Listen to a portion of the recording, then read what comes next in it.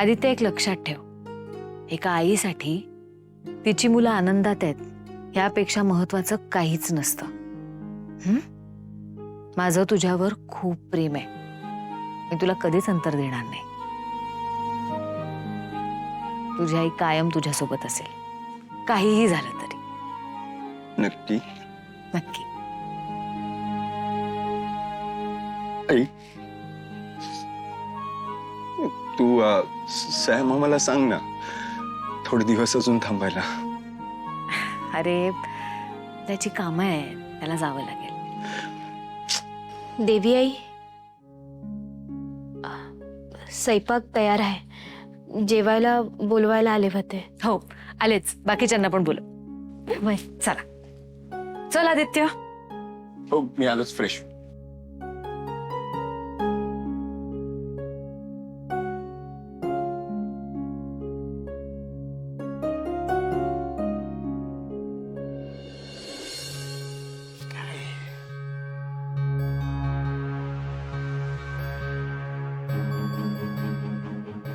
काय समजवणार आहे आणि ती काय समजणार आहे काय माहित. प्रीतम, आज काहीतरी विचार करू नकोस रे.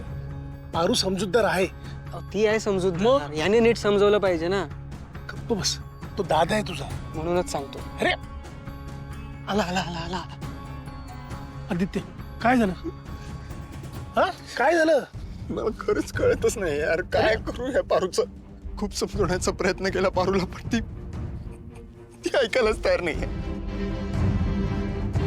ती पळून यायला तयार नाहीये ब्रो. अरे आम्ही तुला तेच सांगतोय, तिला पळवून देण्याशिवाय दुसरा मार्ग नाहीये तुझ्याकडे. बाबा मलाही कळतंय हो, पण मी काय करू मला सांगा ना. मी आणि एकीकडे मला आईचं काय करावं खरं कळत नाही. आईला जेव्हा कळेल तेव्हा तिला खूप त्रास होईल.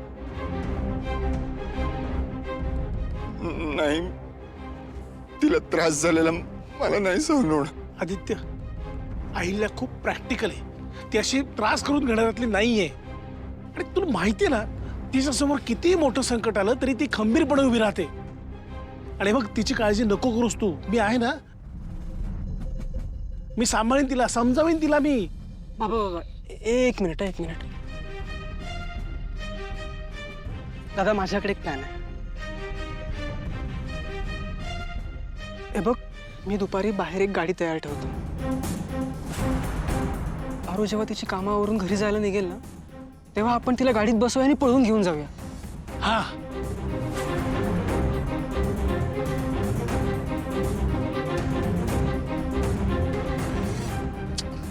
आता कसला विचार करतोयस? हा. आई, अरे अरे ए दादा,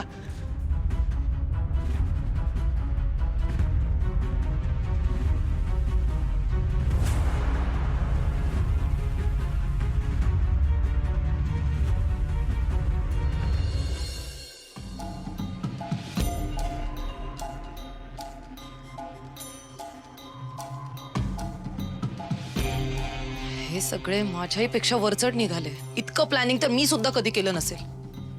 आता तर काय, श्रीकांत आणि प्रीतम आदित्यला सल्ला देत आहेत त्या पारूला पळवून नेण्याचा. बिंडोक लोक. यांनी कितीही प्लॅनिंग्स केले ना, तरी यांचा एक सुद्धा प्लॅन मी सक्सेसफुल नाही होऊन देणार.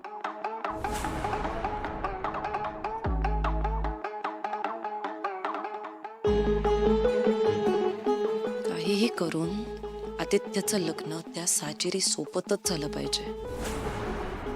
आदित्यनं पारूला पळून नेण्याचा जरी प्रयत्न केला ना, तरी मी तसं नाही होऊन देणार. कारण आदित्य पारू पळून गेले तर पुढे जाऊन समाजाचा विचार करून ती अहिल्या देवी त्या मोलकर्णीचा सून म्हणून स्वीकारही करेल.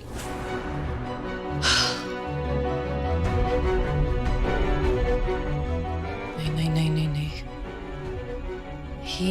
ही माझ्यासाठी मोठी रिस्क आहे. आता मलाच काहीतरी ऍक्शन घ्यावी लागेल.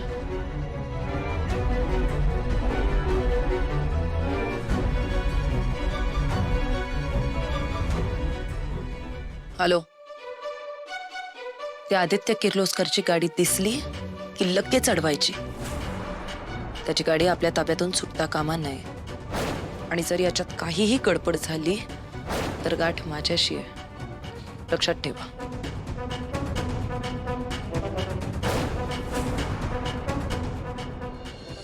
दादा, पुढच्या वेळेला लवकर ये आता. आणि ह्या वेळेला लेकीच्या सासरी आला होतास, पुढच्या वेळेला बहिणीकडे हक्काने राहिला ये. नक्की. आणि तूही माझ्या लेकीची काळजी घे.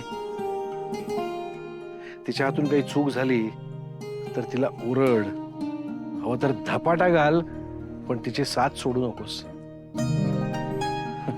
आणि प्रीतम, तूही काळजी घे माझ्या लेकीची. हो. दादा, प्रिया माझी सून नाही, मुलगी आहे. तू नको काळजी करूस. साजिरी, आता तू या घरची मोठी सून होणार आहेस.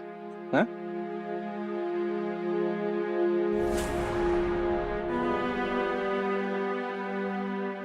तुमच्या साखरपुड्याला येऊच आम्ही परत. पण तोपर्यंत या घराच्या सगळ्या चालीरीती शिकून घे काय, आणि सगळ्यांची काळजीही घे. येतो. आबा, अगं, तब्येतीची काळजी घे. तूही काळजी घे. आबासाहेब, पारू, सुखी राहा, घरच्यांची काळजी घे.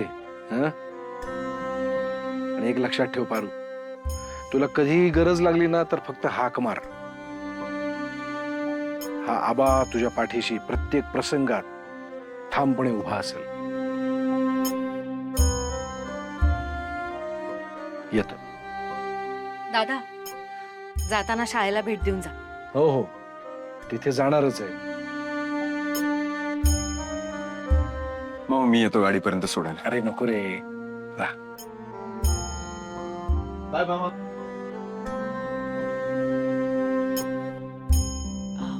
पारू, सावित्री, किचन आवरून घ्या आणि तुम्ही सुद्धा जरा आराम करा. आज खूप धावपळ झाली आहे ना. होय. प्रिया, चला आता.